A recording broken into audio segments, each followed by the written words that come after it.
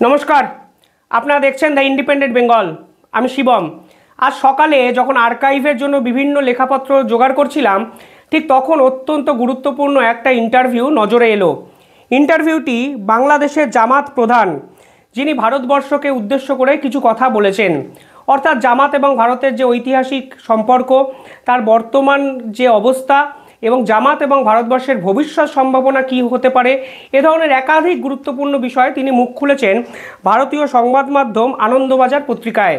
তার কথাবার্তা শুনে আমার অনেক কথা মনে হয়েছে এবং বিভিন্ন ক্ষেত্রে আপনারাও যদি শোনেন তাহলে দেখবেন জামাতের বর্তমান অবস্থা কিন্তু 180 ডিগ্রি হঠাৎ করে বদলে গেছে। এই ইন্টারভিউটি প্রকাশিত হয়েছে কাল। অর্থাৎ ধরেই নেওয়া যায় সনাতনী ইস্যু যেভাবে বাংলাদেশ এবং ভারতের সম্পর্ককে ট্রিগার করছে, নষ্ট করছে, ঠিক সেখানে দাঁড়িয়ে এই জামাত শিবিরে হয়তো বুঝে গেছে আমেরিকা এবং ভারতবর্ষ বাংলাদেশের এই ইউনিট সরকারকে সমর্থন করবে না ভবিষ্যতে। তার জন্য এই জামাত শিবির কিন্তু তার কথাবার্তা এবং বিভিন্ন যে বিশ্লেষণ তা ভারতের মুখী বা ভারতের সংস্পর্শে আসার একটা চেষ্টা বিভিন্ন ক্ষেত্রে তারা ফুটিয়ে তুলেছে। সনাতনী ইস্যু আজকে আমেরিকার কাছেও একটা অত্যন্ত সন্তোষজনক অবস্থা তৈরি করেছে। আমেরিকার ডোনাল্ড ট্রাম্প প্রশাসন যখন জানুয়ারি মাসে সরকারিভাবে বাংলাদেশের এই পার্টিকুলার বিষয়গুলো নিয়ে চর্চা করবে, ঠিক তখন এই সনাতনী সংখ্যালঘুদের উপর সেনাবাহিনী এবং ইউনিট সরকারের যেরকম নির্যাতনের ঘটনা, সেই বিষয়ে কি অফিসিয়াল স্ট্যান্ড নেয় আমরা জানতে পারবো। কিন্তু জামাত শিবিরের হঠাৎ করে ভারতের দিকে ঝোঁকার কারণটা কি, তিনি ইন্টারভিউতে কি বলেছেন, তার আগে আপনাদের একটু বলে রাখি এর পিছনে ব্যাখ্যাটা বোঝার চেষ্টা করবেন।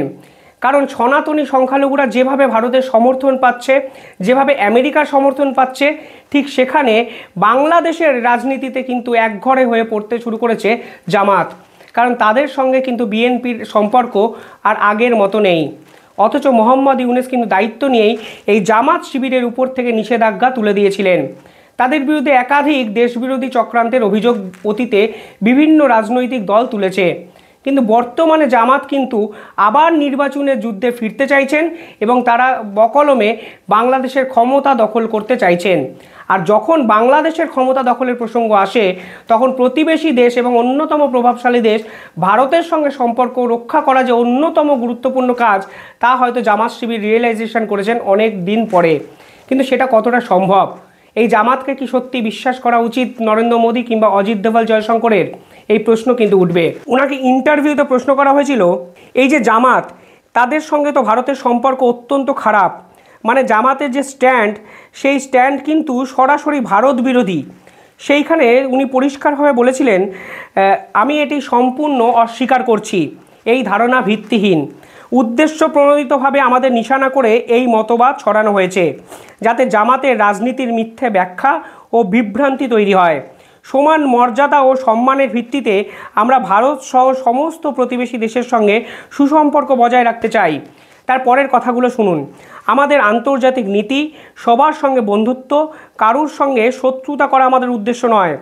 ভারতও আমাদের আবেদনে সাড়া দেবে এই প্রত্যাশা তারা রাখছেন। অর্থাৎ এখানে আন্তর্জাতিক নীতির কথা বলতে শুরু করেছে জামাত। অর্থাৎ একটা রাজনৈতিক দল যার ইতিহাস প্রো পাকিস্তানি এবং বর্তমানে বাংলাদেশের অশান্ত করার মূল হোতা নামে জামাতকে চিহ্নিত করা হয়, সেই জামাত হঠাৎ করে ভারতের সঙ্গে বন্ধুত্ব করতে চাইছে। আর এখানেই কিন্তু মেন খটকাটা। কিছুদিন আগে এই যে মোহাম্মদ আলী জিন্নাহর জন্মদিবস পালন হয়েছে বাংলাদেশের মাটিতে দাঁড়িয়ে, তারা কিন্তু বলেছেন 1971 সালের যে মুক্তিযুদ্ধ, সেই মুক্তিযুদ্ধের ইতিহাস ভুলে তারা আবার পাকিস্তানের সঙ্গে সম্পর্ক রক্ষা করতে চায়। এবং বাংলাদেশের একাধিক অসামাজিক যে কার্যকলাপ হচ্ছে, সরকারি মদতে যেভাবে একের পর এক নেতাদের জেল থেকে ছেড়ে দেওয়া হচ্ছে, তার সঙ্গে কিন্তু জামাত শিবিরের যোগসাজশ খুঁজে পান অনেকেই। এই জামাত যে ভারতের প্রশংসা এর আগে কবে করেছেন, আমার মনে হয় অতীতে ইতিহাস যদি দেখেন সেই ট্র্যাক রেকর্ড আপনারাও খুঁজে পাবেন না। আর এই জামাত পার্টিকুলারলি এই দলটিকে বাংলাদেশে উগ্রতা ছড়ানোর অভিযোগে কার্যত শেখ হাসিনা কিন্তু ব্যান করেছেন। ঠিক সেখানে জামাত শিবিরের এই 180 ডিগ্রি ভুলবদল কোথাও গিয়ে বর্তমান যে রাজনৈতিক প্রেক্ষাপট, তা ভবিষ্যৎ সম্ভাবনা কোন দিকে নিয়ে যাচ্ছে, তা কিন্তু অত্যন্ত কনফিউজিং বলে আমার পার্টিকুলারলি মনে হয়। শুধু তাই নয়, ওনাকে প্রশ্ন করা হয়েছিল, আপনারা যে রাজনীতি করেন সেই রাজনীতির মধ্যে নাকি কট্টর ইসলামী একটা মতবাদ জড়িয়ে আছে। তিনি বলেছেন, আপনারা ধরেই নিয়েছেন ইসলামিক কট্টরপন্থী মুসলিম সংগঠন হলো এই জামাত। এটা একেবারেই অসত্য।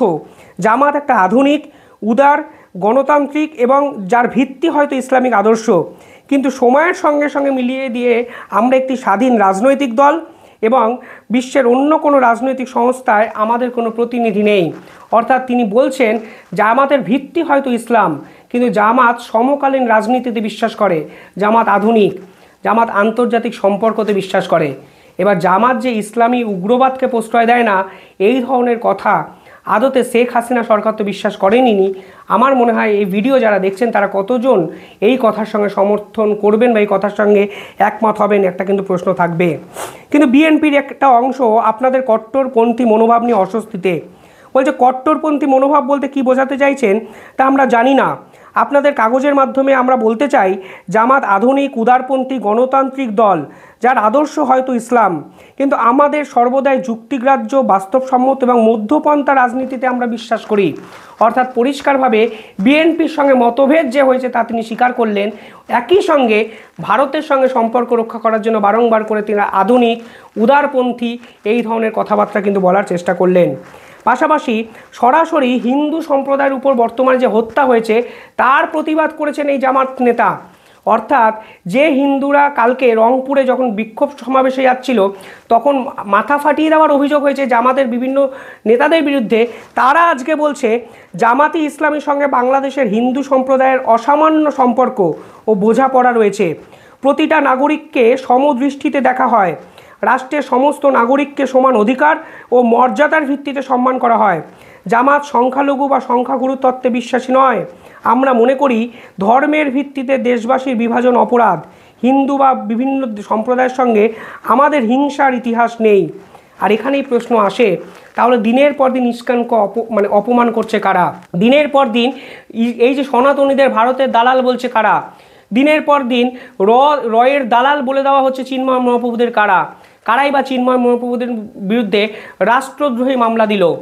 বিএনপি তো সরাসরি বলছেন যে মামলা দিয়েছে তিনি জামাতপন্থী, অর্থাৎ তারা উগ্র মৌলবাদে বিশ্বাস করে। বাংলাদেশের একাধিক শহরে মিটিং মিছিল হয়ে বলেছে সনাতনীরা তোরা এবার দেশ থেকে চলে যা। জামাতের একাধিক নেতার কথায় উগ্র ভারত বিরোধিতার ছাপ স্পষ্ট। সেখানে দাঁড়িয়ে জামাত প্রধান ব্যাখ্যা দিচ্ছেন যে হিন্দুদের সঙ্গে নাকি জামাতের সম্পর্ক ভালো। অর্থাৎ সকলেই সরকারে আসতে চাইছেন, সকলেই মোহাম্মদ ইউনূসের সঙ্গে সেনাবাহিনীর বর্তমান অবস্থা সম্পর্কে বুঝে গেছেন এবং বুঝে গেছেন বলেই যে যার নিজের মতো গুটি সাজাচ্ছেন।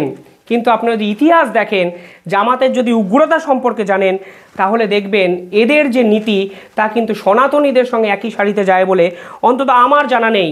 যদি আমি ভুল হই আপনারা কমেন্টে জানাবেন। এখানে তাকে প্রশ্ন করা হয়েছে শেখ হাসিনাকে নিয়ে। তিনি বলেছেন যদি আপনার সরকার ক্ষমতায় আসে তাহলে আপনি কোন দিকে যাবেন?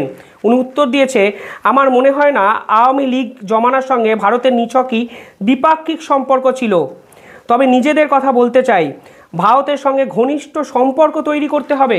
পারস্পরিক সম্মান এবং সমতার মাধ্যমে আমরা ভারতের সঙ্গে সুসম্পর্ক তৈরি করতে চাই।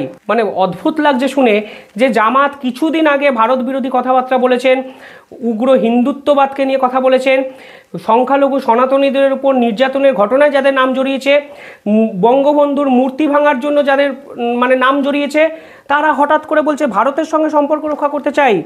পরবর্তীকালে তিনি বলছেন সবিনয়ে বলতে চাই আওয়ামী লীগের সাথে বিএনপি এই যে দ্বৈরথ, এই তত্ত্বের কোনো ভিত্তি নেই। আমরা নিজেরাই নতুন রাজনৈতিক দল হিসাবে আত্মপ্রকাশ করতে চাই। এ ধরনের অসংখ্য কথা তিনি এই ইন্টারভিউতে বলেছেন। যখন এই ইন্টারভিউ আমার কাছে এলো একটা জিনিস হয়তো আমি বুঝতে পারলাম, বাংলাদেশের রাজনীতিতে ডিসাইডিং ফ্যাক্টর যে এখনও ভারতবর্ষ, তা হয়তো একাধিক রাজনৈতিক দল বুঝতে শুরু করে দিয়েছেন। কিছুদিন আগে বিএনপি চিফের সঙ্গে ভারতের মিটিং হয়েছে। সেই মিটিংয়ের পর বিএনপি সরাসরি ইউনুস বিরোধিতা করতে শুরু করে দিয়েছেন। ভারত প্রকাশ্যে সনাতনী সংখ্যালঘুদের সমর্থন করেছে। চিন্ময় মহাপ্রভুর বিরুদ্ধে যে ধরনের আচরণ বাংলাদেশের সরকার করেছে তার তীব্র নিন্দা জানিয়েছে ভারতবর্ষ। দুর্গাপুজোর সময় সনাতনীদের উপর যেরকম অত্যাচার চালিয়েছে তার বিরুদ্ধে ভারতবর্ষ সরকারি প্রেস রিলিজ করেছে। ডোনাল্ড ট্রাম্প কার্যত ভারতের থেকে মার্কশিট নিচ্ছেন ইউনুস সরকারের। ফলে এসব দেখে জামাত শিবির হঠাৎ করে বুঝতে পারলেন ভারতের সঙ্গে সম্পর্ক রক্ষা করতে হবে। কিন্তু কিভাবে একটা রাজনৈতিক দল ইতিহাসকে ভুলে যাবেন, কিভাবে বর্তমান অবস্থানটাকে আপনারা ভুলে যাবেন? দিনের পর দিন প্রো পাকিস্তানি অ্যাটিটিউড নিয়ে তারা চলেছেন। কিছুদিন আগে বাংলাদেশের অধ্যাপক মন্তব্য করেছিলেন পাকিস্তানের থেকে পরমাণু বোমা নিয়ে ভারত সীমান্তে রাখা উচিত। কিন্তু ভারতবর্ষ আপনাদের নিয়ে কি প্রতিক্রিয়া জানায় বা কী রকম স্ট্যান্ড নেয় সে তো সময় বলবে। কিন্তু সব মিলিয়ে আমার কিন্তু এই পুরো বিষয়টা মনে হচ্ছে বাংলাদেশের রাজনীতিতে যেভাবে সেনাপ্রধান এবং মোহাম্মদ ইউনূসের দৈরাত প্রকাশ্যে এসছে, যেভাবে দুজনেই কার্যত সরকারের উপর থেকে কন্ট্রোল হারিয়েছে, ঠিক সেখানেই ফাঁকা একটা মাঠে গোল করার চেষ্টা করে যাচ্ছেন সকলে। আর যারাই গোল করতে চাইছেন তারাই বুঝতে পারছেন অর্থনীতির জন্য, কূটনীতির জন্য ভারতের সহায়তা দরকার। তাই হয়তো ভারতের সঙ্গে থাকার জন্য ভারতীয় মিডিয়া এই ধরনের কথাবার্তাগুলো বলছেন। জামাত এই প্রধানের কি ক্ষমতা আছে বাংলাদেশি মিডিয়া এই কথাগুলো বলার? তাহলে তো আপনাদের দলের সমর্থকরাই আপনাকে ঘিরে ধরবে। তারা তো সরাসরি আপনাকে প্রশ্ন করবে যে ভারত বিরোধিতা আপনাদের মূল উপজীব্য নীতি, সেই ভারত বিরোধিতার জায়গা থেকে আপনি সরছেন কেন? অর্থাৎ রাজনীতির ময়দানে এসে আপনারা এক এক জায়গায় এক এক রকম কথা বলছেন, কিন্তু দিনের শেষে আপনাদেরও এই সংখ্যালঘু সনাতনীদের শেখা উচিত যারা রাজনীতি নয়, যারা নিজের অধিকারের জন্য কথা বলছে, যারা সরকারের বিরোধিতা করছে নিজেদের প্রতিষ্ঠা পাওয়ার জন্য। যে সনাতনীদের আপনারা দিনের পর দিন অত্যাচার করছেন, সেই সনাতনীদের কাছেও কিন্তু আপনাদের ফিরতে হচ্ছে এবং বলতে হচ্ছে সনাতনীরাও আমাদের ভাই। অর্থাৎ ডোনাল্ড ট্রাম্প এবং নরেন্দ্র মোদীকেও ভয় পেতে শুরু করেছেন ক্ষমতায় আসার আগেই। আর এটাই হয়তো ভারতের সার্থকতা। আপনারা কমেন্টে জানাবেন জামাতকে কি সত্যি ভরসা করা উচিত ভারতের, নাকি জামাত ইস্যুতে একদম অন্য রকম কোনো পদক্ষেপ গ্রহণ করা উচিত? কমেন্টে জানাবেন। আর নিঃসন্দেহে আপনারা বলবেন আপনারা কী ভাবছেন পার্টিকুলার এই বিষয়টা নিয়ে। ধন্যবাদ।